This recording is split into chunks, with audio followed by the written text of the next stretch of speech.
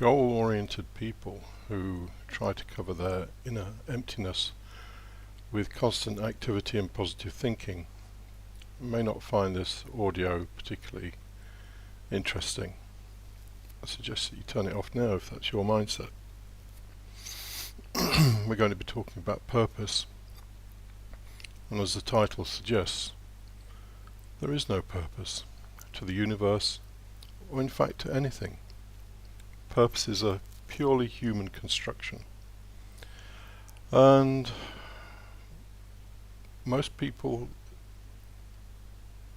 fabricate a purpose, they create a purpose, because it allows them to constantly be involved in activity so that they avoid sinking down into themselves to see what's there and all the horrors that might exist there.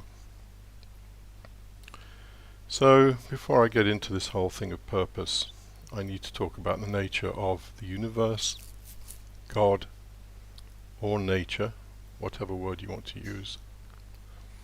Because actually we don't know what nature, the universe, or God is.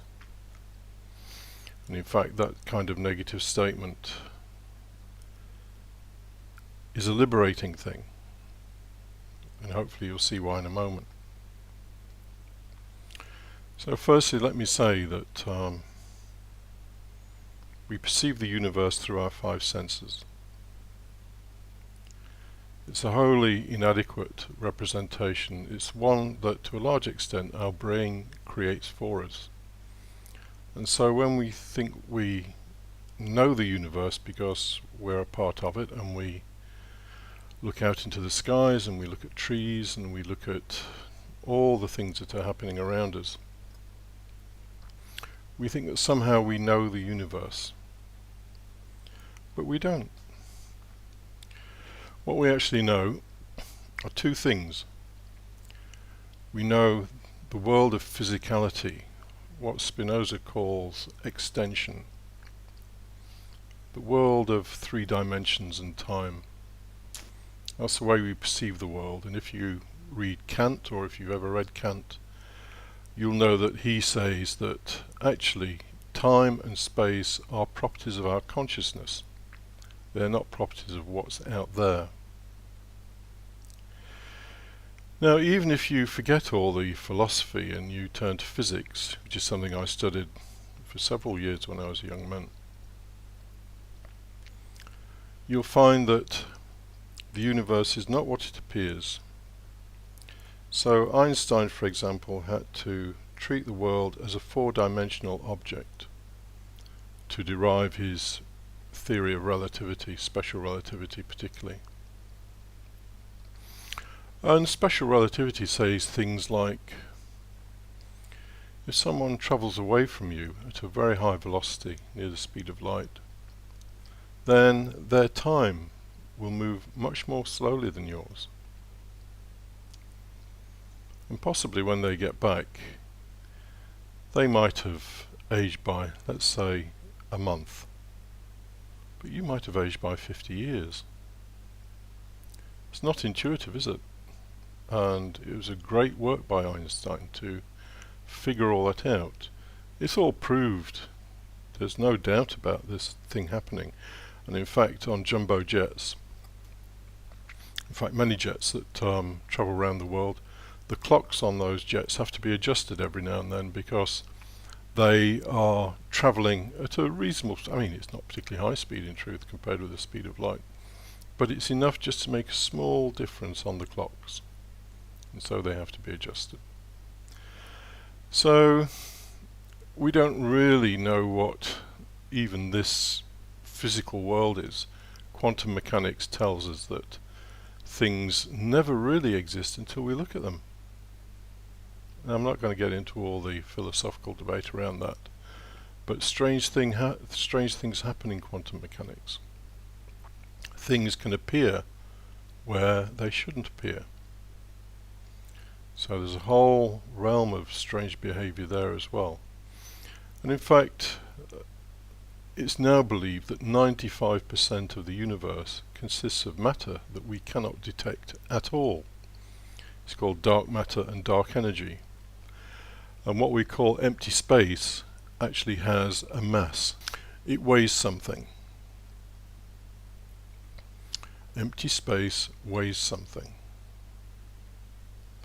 And so physics shows us that the whole universe is a lot weirder and stranger than we can ever imagine it to be. And as we look further, so it gets stranger and weirder. And this is just the world of physical things. And then we get to the world of thought, which is the other world that we inhabit, the world of thought and consciousness. And that too, we hardly know. We hardly know it in the main because we remain at a superficial level of consciousness and awareness. Our ideas and our thoughts, well, for most of us anyway, don't go beyond thinking about our career, our partners, our hobbies, our holidays, whatever it is that occupies our mind most of the time. Ideas about the nature of the universe, such as the ones I've expressed, broaden our horizon a little bit. But there are ideas about the nature of God, which I shall get into very shortly, that can actually be quite surprising. We need these ideas because they liberate us from our own little prison, our own little self-made hell that is a result of our animal nature in actual fact.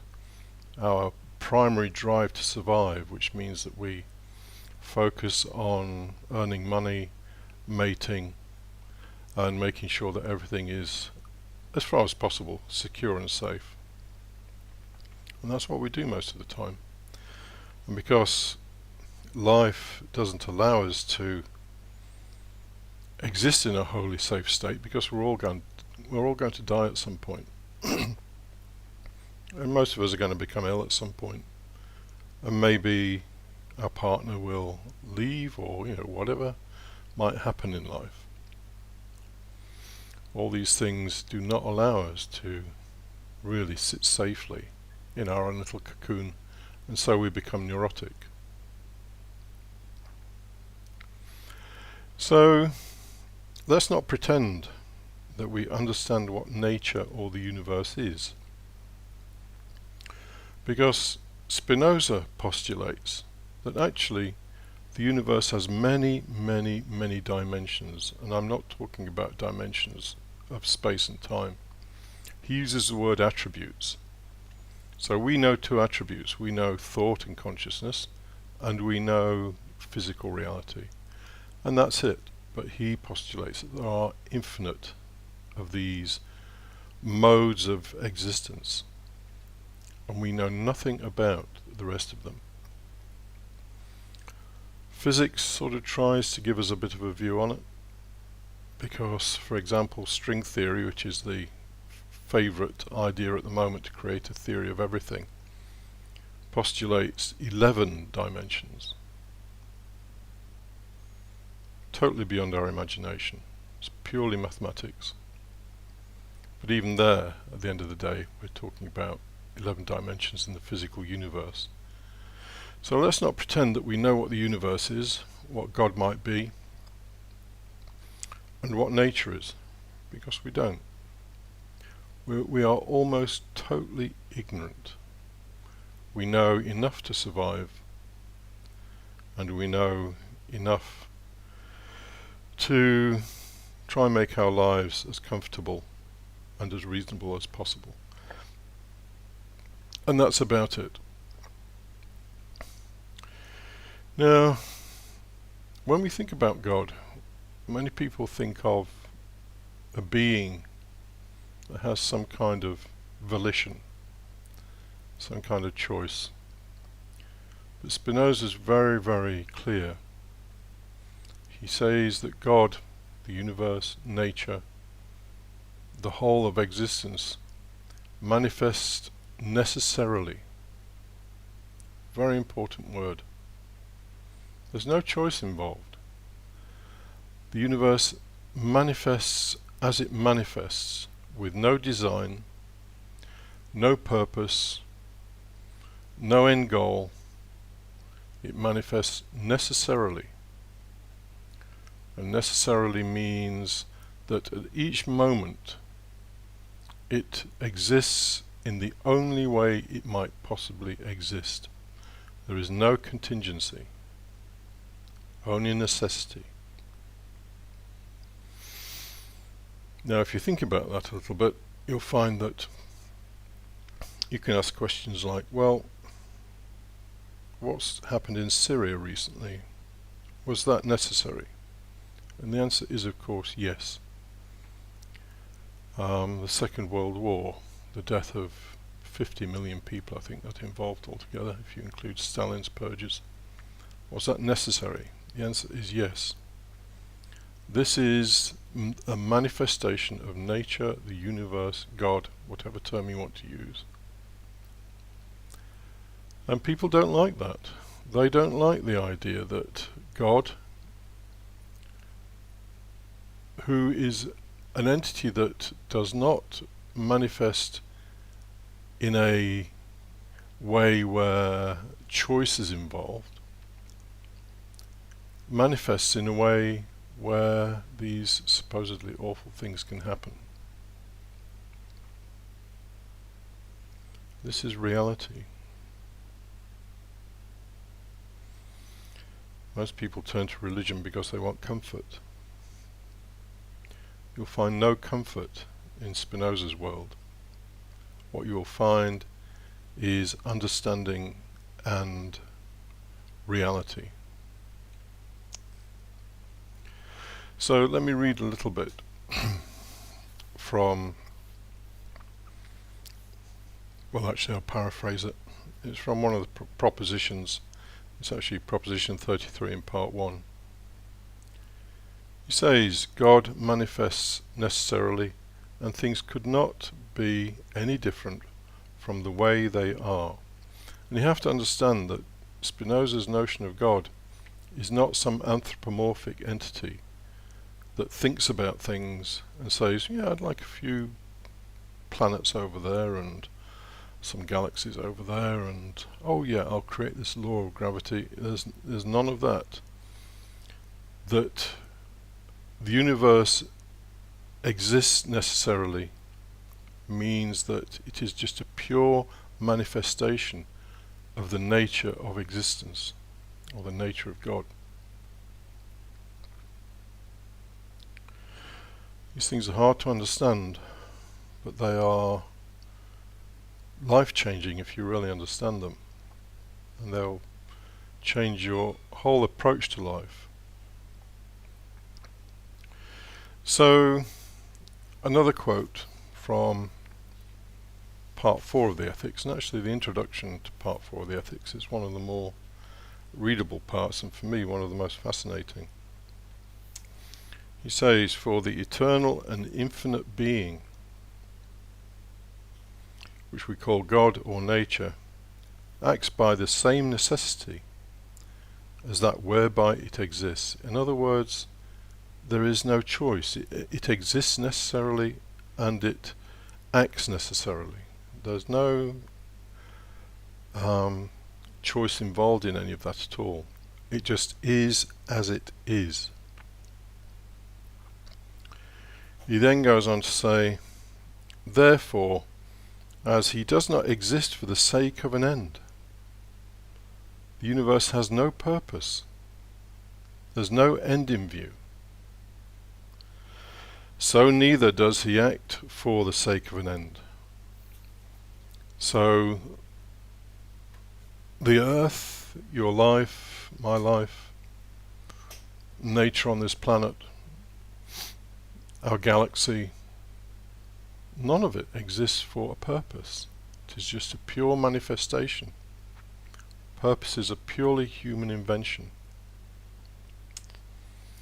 And in any case, as you may or may not know, our galaxy, the Milky Way, is due to collide with Andromeda in, I think it's about 2 billion years.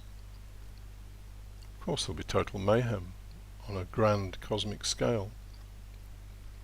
Although when you consider that there are, I think, 4 trillion galaxies in the universe, then it will be as nothing. Locally it will be mayhem, but in the context of the whole universe, nothing. So, if the universe has no purpose, if the universe is a pure manifestation of being, a manifestation that is necessary in its nature, then that also is the nature of our lives. Now, because we are not infinite beings,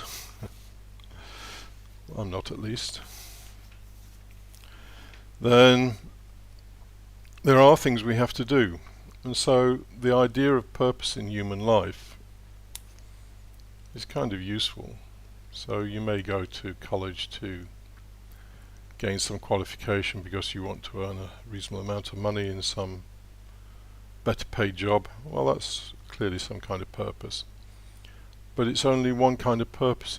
It's a life-serving purpose. It serves the purpose of your existence, your physical existence, making sure that continues. In reality, if you were to ask a cat hunting a rat or a mouse whether it was fulfilling some kind of purpose, if it could answer, then I think it would probably say no. I just hunt mice. That's what I do. There's no purpose. It just is a manifestation of its nature. And so this desire to survive is just part of our nature. It's not something we've created as such. It's not a purpose as such. It's just part of the nature of existence. But anyway, purpose, if we want to indulge in it, can serve a purpose in helping us exist as finite creatures. But there's another side to our existence, and that is to get back to our source, to get back to the infinite and eternal God, or nature, or cosmos, whatever word you want to use. Because that is where reality lies. This world that we live in, this limited world, is full of suffering. You may have noticed. And it's full of limitations and pain. And of course there's pleasure, but they're all pretty accidental. Sometimes things are great and sometimes they're not so great. And this was a thing that drove Spinoza in his whole quest. And in fact, right at the beginning of his book called On the Improvement of the Understanding, or very near the beginning, he says, "But the love towards a thing eternal and infinite feeds the mind wholly with joy, and is itself unmingled with any sadness, wherefore it is greatly to be desired and sought for with all our strength." All our strength. Most of the time all our strength goes on buying the next gadget or trying to seduce the next partner or whatever. He says, literally right at the beginning of this particular work, "After experience had taught me that all the usual surroundings of social life are vain and futile." Spinoza doesn't give a lot away in terms of his own struggle and his own difficulties, but there's a little bit of an insight there.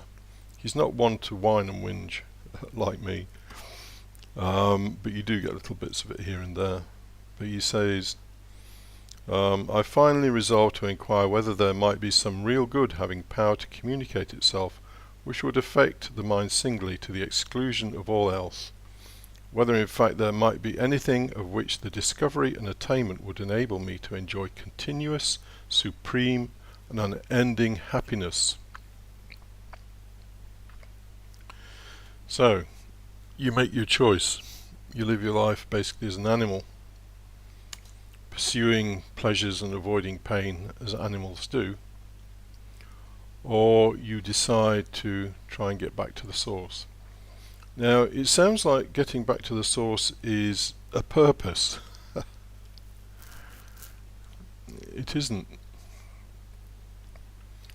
Getting back to the source is a result purely of understanding your own nature. And understanding your own nature is just something we all want to do, but most of us are too lazy to do it. And when you understand your own nature, then you will automatically perceive to a lesser or greater extent that you are part of an infinite being. And it's only there where satisfaction can be found.